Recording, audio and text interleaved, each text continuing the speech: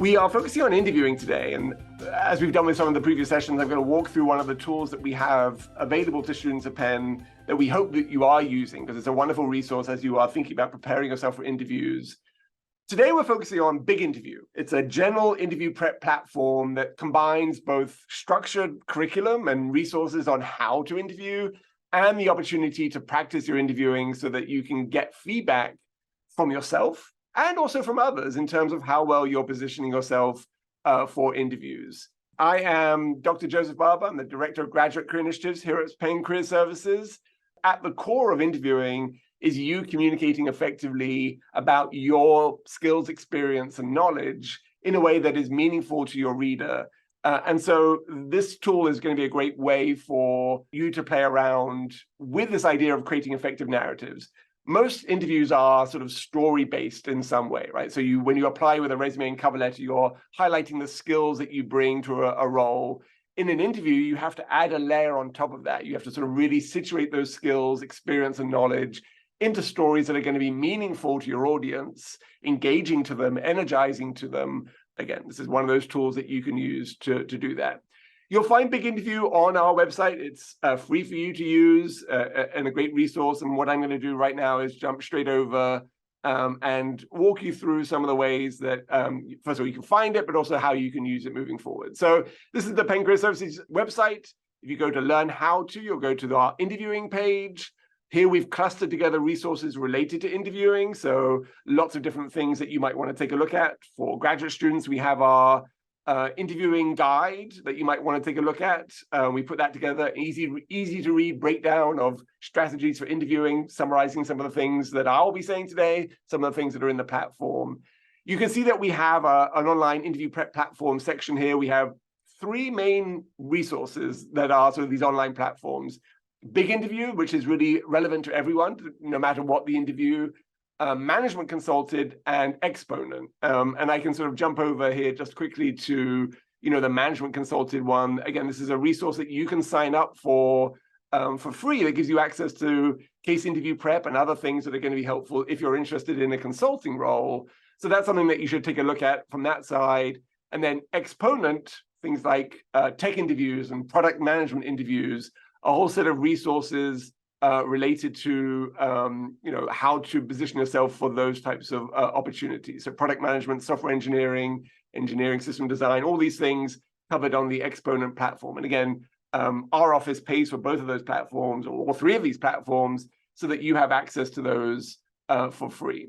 So again, from this Learn How to Interview page on the Career Services website, you're going to click on Big Interview. It's going to take you to that login page. When you get to the platform, there's a few things to notice. First of all, there's a sort of a lot of curriculums related to the job search process. So there are three interview ones. There's the fast track interviewing one, the mastery one, so the deeper dive, and these interview playbooks. And we'll take a quick look at those all in just a second. But they also have videos on all of these other things too, right? So the job search in general, they have a resume curriculum. Every time I open up something, the video is going to start playing. But you can see that it covers resume writing and cover letter writing, right? So again, this is not just an interviewing platform. They're doing lots of other things. A negotiation curriculum, right? They walk through different types of negotiation strategies. Now we're going to talk about planning. And you can sort of get some insight into that. It's sort of a deep dive into negotiation, not necessarily just a structured way of doing it, but really interesting to sort of think about what that looks like.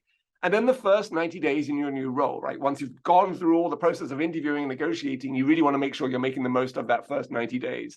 So that's a great sort of resource too, just so that you're taking advantage of these other video curricula out there that might be helpful for you. Now, the videos are great. It may not be the form in which you want to get all your information. So this written curriculum here is a sort of an overview of most of the things about interviews, but just in text form, right? So interview prep. They'll walk through the different sort of parts of this, and you'll get a written overview and some suggestions and hints. So none of the videos, but all of the information that you might need to position yourself for these roles. So again, just sort of giving you some insight into this whole process so that you can navigate through that clearly. Let's take a look at the interview playbooks, because these are really interesting sort of groupings together of some of the information that they have about interviewing strategies. So in this case, they've identified different types of focus areas that might be relevant to a student population or might be relevant to a type of situation that you find yourself in when you are interviewing, right? So a career change is a situation that you might be in if you are sort of going from one sort of background to another one.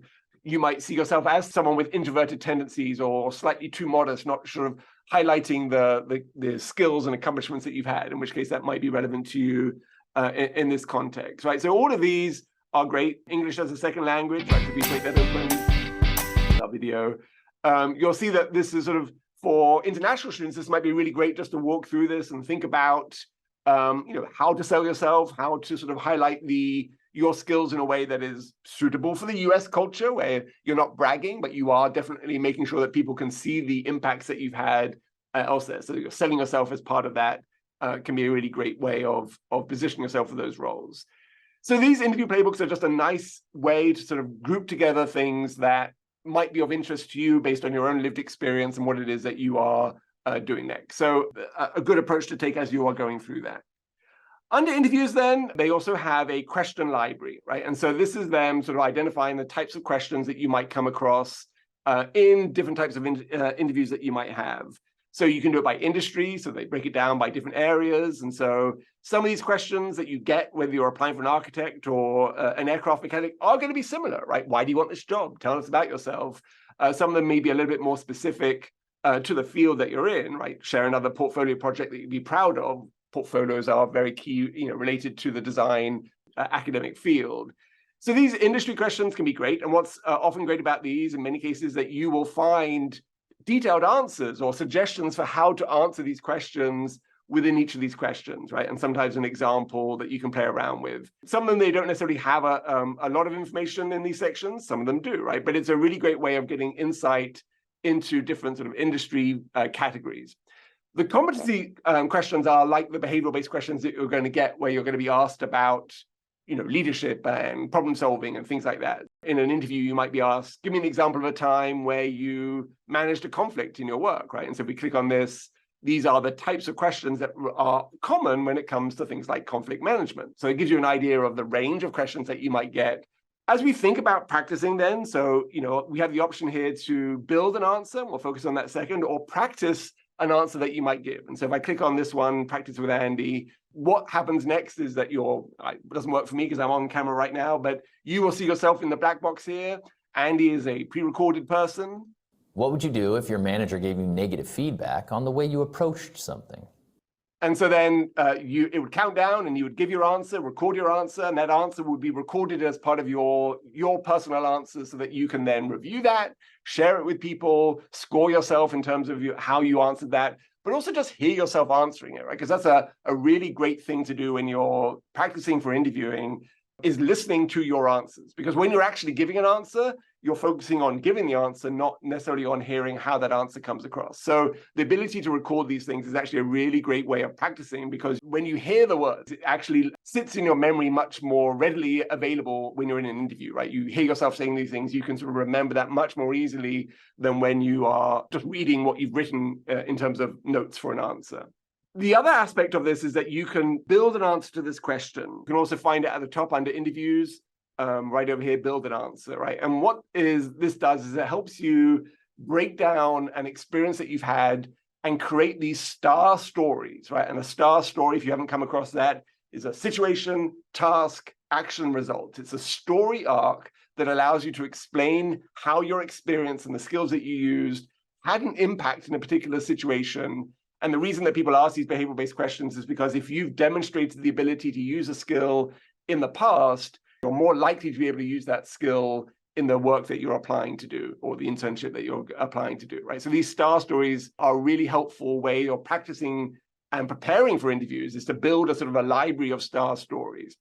So if we build an answer here, then we have different types of questions that we can sort of break into, right? So the tell me about yourself one is definitely one that you want to ace in an interview. It's usually the first question that you're going to get. So a nice, confident, engaging narrative is going to be helpful. What this does is sort of breaks down some of the, an overview of the question, and then allows you to begin to frame out some of the narratives that you might use. And they have a sample answer here and some tips around that one, so you can get a sense of what a good answer might be. Just a few seconds of this. I'm a human resources communications specialist with more than 5 years of experience. For the last 3 years, I have been in charge of HR communications for the Hartley Company.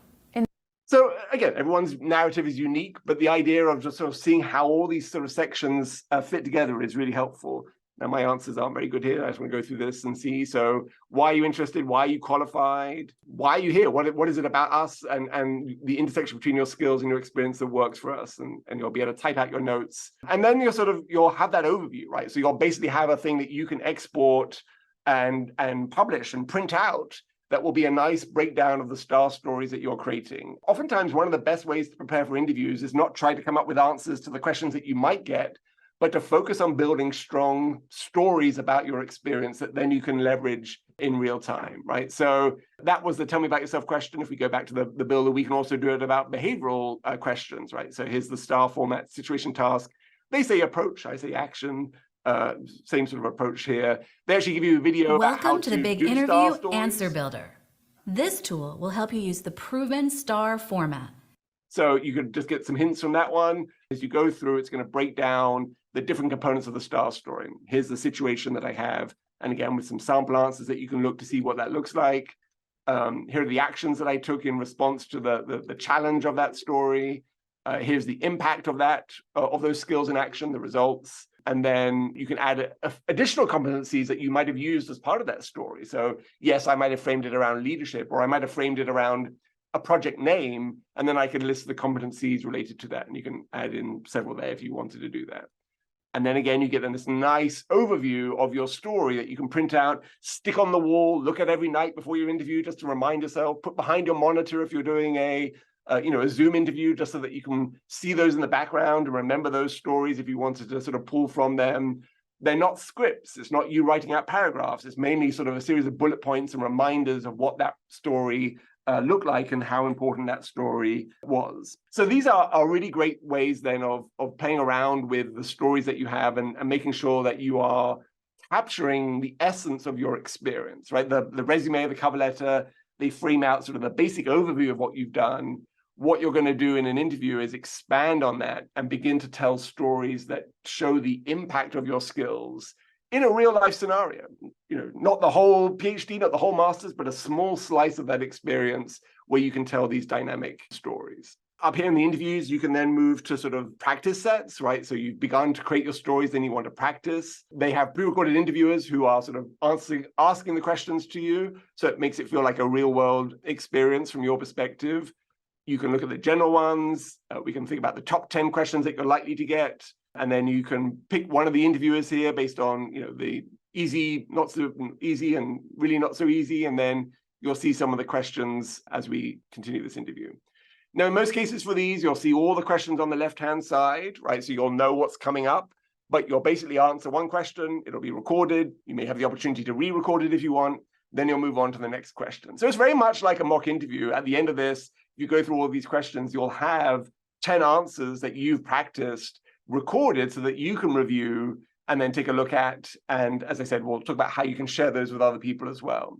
You know what's coming ahead, so you can prepare yourself mentally for that. That's not always what happens in an interview scenario, right? So you don't know what's coming. But these types of question sets are really great when you're practicing some of these general questions that you want to make sure you're getting right. You can also make sure that you are focusing on different industries as well, right? So within your field, you may be applying for biotech, and then you might want to sort of check on questions that relate to that. Biomedical engineering is sort of the general category that they have here, and David's questions may be aligned more with those types of industries. So how does your technical experience match up with the job requirements is a relevant question for biotech, where your research and the skills that you're using obviously need to be a good match for the role that you're applying to. A good way to practice without having that list of questions that are coming is the interview roulette approach. So in this case, you don't know what the questions are. You're given 20 questions in a row, and you'll answer those. And it's just a great way of practicing thinking on your feet, right? Because in an interview, you really don't know what's going to come your way. And sometimes questions come out of, a totally bizarre place, and you have to answer those. So if you just want to be comfortable with the idea of creating flexible narratives about your skills, this interview roulette might be a really great way to play around with that. With your answers, right, so then you can go and look at all the answers that you have recorded. And there's a couple of things. This is not sort of, well, these aren't the videos. These are the stories, right? So that you can go ahead and print these answers and make sure that you export them so you can have them printed out. You can also look at the videos that you have created, right? So the My Videos is the videos that you have. You can score your videos. This was me making somewhat of a funny face here. I don't know why I was doing that. But you can score your videos based on these criteria.